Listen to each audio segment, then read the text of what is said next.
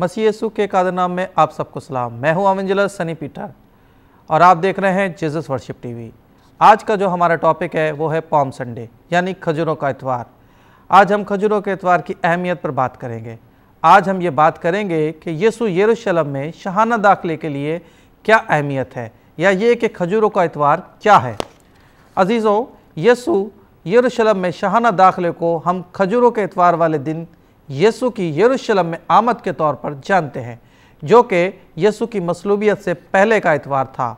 यूहन्ना में खुदावंद यीशु मसीह की ज़िंदगी की उन चंद एक कहानियों में से एक, जिसे चारों अंजीलों में एक जैसा दर्ज किया गया है, ये बात वाज़ेह हो जाती है कि यीशु यरूशलेम में खुदावंद यीशु मसीह का शाहाना दाखिला खातिर खा अहमियत का हामिल था। न सिर्फ यीशु के दौर के लोगों के लिए बल्कि पूरी तारीख में सभी मसीहों के लिए हम इस बहुत ही अहम वाक़ये को याद करने के लिए खजूरों के इतवार को मनाते हैं। इस दिन यीशु उधार लिए हुए गधे के एक ऐसे बच्चे पर बैठकर यरूशलेम शहर में दाखिल हुए जिस पर पहले कभी सवार कोई नहीं हुआ था। शागिर्दों ने गधे पर अपने कपड़े रखे ताकि यीशु उस पर बैठे और उसे खुशामदीद कहने के लिए लोगों का हजूम निकल आया। लोगों ने उसके रास्ते में कपड़े और मुख्तलिफ दरख्तों और खजूरों की डालियां बिछाईं। लोगों ने उसके हक में नारे लगाए, उसकी तारीफ की, और जब वो गधे पर सवार होकर हैकल की तरफ जा रहा था तो उन्होंने उसे खुदावन के नाम से आने वाला बादशाह कहा। और वो हैकल में गया और वहाँ उसने कारोबार करने वाले को देखा और बाहर निकाला और कहा, उन्होंने उसके बाप के घर को डाकुओं की खोप बना दिया है। यरूशलेम में गधे पर सवार होकर दाखिल होने से यीशु का मकसद ये है कि वो पुराने अहदनामे की तमाम पेशनगोइयों को पूरा करते हुए इस्राएल का बादशाह यानी मसीहा होने का वाज़ेह ऐलान करे। मत्ती की अंजील में ये बयान किया गया है कि गधे पर सवार होकर एक बादशाह का आना ज़िक्रिया 9 बाब में पेशनगोई की वजाहत तकमील थी, जहाँ पर मरकूम है कि ए बिन्ते सयून तो निहायत शादमान हो, ए दुख्तरे यरूशलेम तू खूब ललकार, क्योंकि तेरा बादशाह तेरे पास आता है।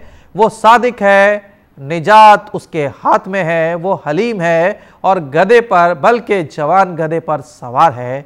क्योंकि देखो यीशु अपने मुल्क में एक फतहमंद बादशाह की तरह दाखिल हुआ और इस दौर के मुताबिक लोगों ने उसका इस्तकबाल भी उसी अंदाज से किया। और उस दिन यरूशलेम की गलियां और उसके शहर, शाही दीवान खाने उसके लिए खुले हुए थे। और वो एक बादशाह इस तरह अपने महल में दाखिल होता है, किसी अराजी और मादी महल में नहीं बल्कि रूहानी महल में जो हैकल थी। क्योंकि उसके बादशाही रूहानी है, उसने लोगों की परस्तिश और इज्जत वसूल की, क्योंकि वो वाहिद ऐसी ज़ात है जो ये सब कुछ कबूल करने के काबिल है।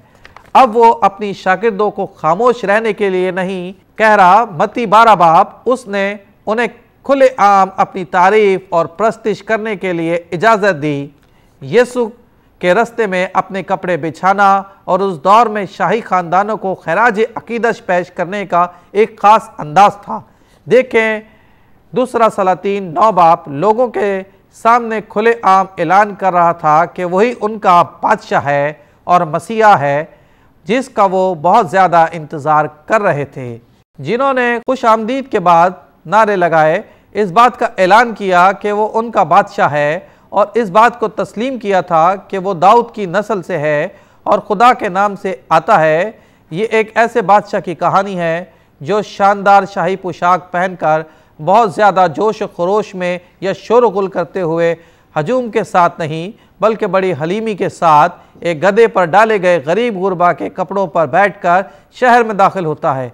यीशु मसीह ज़मीनी बादशाह के तौर पर अपनी ताकत के बलबूते पर किसी चीज़ को फतह करने के लिए नहीं आया, बल्कि अपनी मोहब्बत, रहम और फजल के साथ अपने लोगों के लिए कुर्बान होने के लिए आया था।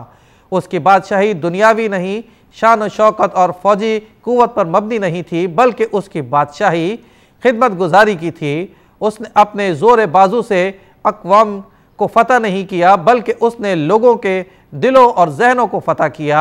उसका पैगाम आर्जी अमन व सलामती का नहीं बल्कि खुदा के साथ हमेशा के लिए सुलह का है।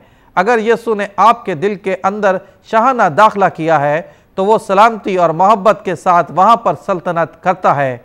उसके पैरोकार होने के नाते हम पर भी ये फ़र्ज़ है कि उन्हीं खूबियों का मुजाहरा करते हुए और दुनिया के एक और सच्चे और ज़िंदा बादशाह को बड़े शाहाना अंदाज से हमारी ज़िंदगी में बादशाही करते हुए दिखाएं। खुदावंद आप सबको बरकत दे। आमीन।